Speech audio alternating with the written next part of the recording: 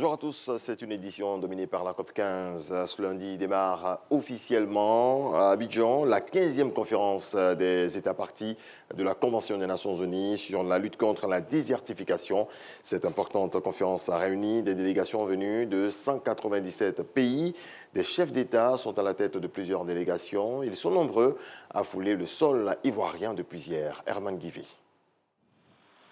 Aéroport, au Fouet-Boigny d'Abidjan, le ballet des arrivées des chefs d'État pour la COP15 a déjà commencé. L'un des premiers avions à se signaler dans le ciel ivoirien, c'est celui de la République de Namibie.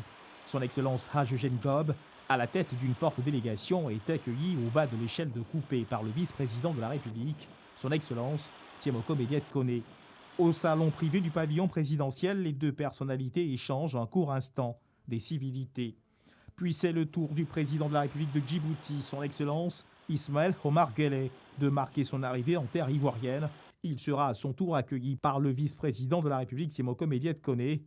Entre deux écarts d'arrivée de chefs d'État, l'on enregistre la présence d'une délégation avancée en provenance de la République fédérale du Nigeria. L'activité côté tarmac est intense.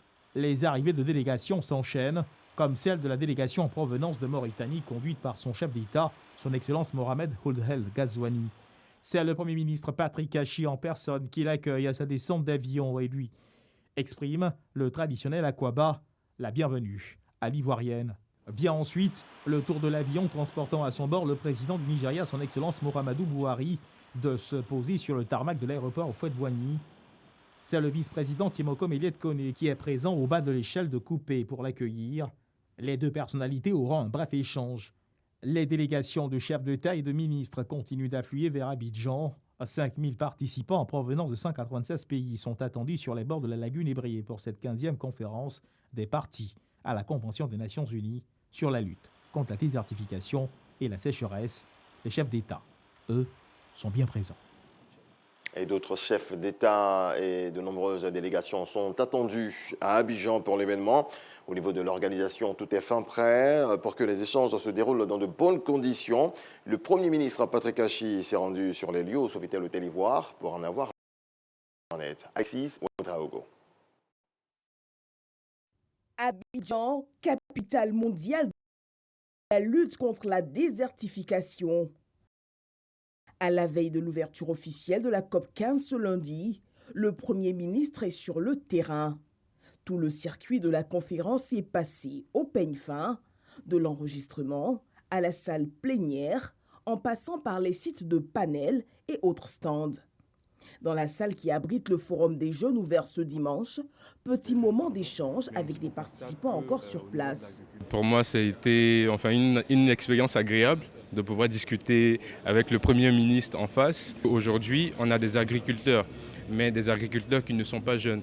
Donc le défi, c'est de voir comment arriver à ce que les jeunes s'intéressent au métier de la terre. Avec le Forum des jeunes, la conférence enregistre le sommet des chefs d'État, le caucus des femmes que présidera la première dame Dominique Ouattara. Le chef d'État aura l'occasion de décliner à l'occasion du sommet des chefs d'État les grands axes, non seulement des grandes questions qui touchent à la terre, mais également aussi du programme spécifique sur la Côte d'Ivoire et de ses ambitions dans ces secteurs-là. Sur les questions organisationnelles, je crois qu'on est extrêmement satisfait, que ce soit les questions d'accueil, que ce soit les questions de transport, de logement et d'hébergement, que ce soit les questions, donc, comme ici, des sites d'événements secondaires ou principaux qui vont être réalisés. On est relativement satisfait qu'un accent particulier a été mis pour permettre aux gens qui ne sont pas physiquement présents mais de par le monde à leur permettre d'assister à la plupart des discussions qui auront lieu ici. Et ce rendez-vous de la COP15 est bien celui de chaque Ivoirien. Pour amener les populations, pas seulement urbaines, mais à l'intérieur du pays également à y participer, le forum des jeunes qui est organisé aussi bien que le caucus femmes ou encore caucus genre a fait venir de l'intérieur du pays des centaines et des centaines de jeunes des 31 régions de Côte d'Ivoire. Surtout les femmes et les jeunes qui vont être bien sûr les premiers bénéficiaires des retombées de ces assises. Plus de 5000 participants sont attendus à ce rendez-vous d'Abidjan en provenance de 197 pays. Dans le reste de l'actualité, ce lundi s'ouvre à Paris le procès de la catastrophe de la Yemenia Airlines, poursuivi pour homicide et blessures involontaires. En juin 2009, on se rappelle, l'Airbus A310 qui assure la liaison entre Sanaa et Moroni s'écrase au large des Comores, faisant 152 morts et laissant une seule survivante. Le 9 mai est jour de victoire en Russie, la fête nationale qui célèbre la capitulation de l'Allemagne nazie face aux troupes alliées en 1945 et qui prend bien sûr une reconnaissance particulière cette année. Moscou exhibe son armée pour la célébration, une démonstration de force afin de galvaniser ses troupes en Ukraine. Voilà qui marque la fin de l'actualité. Merci de votre attention. On se retrouve à 7h.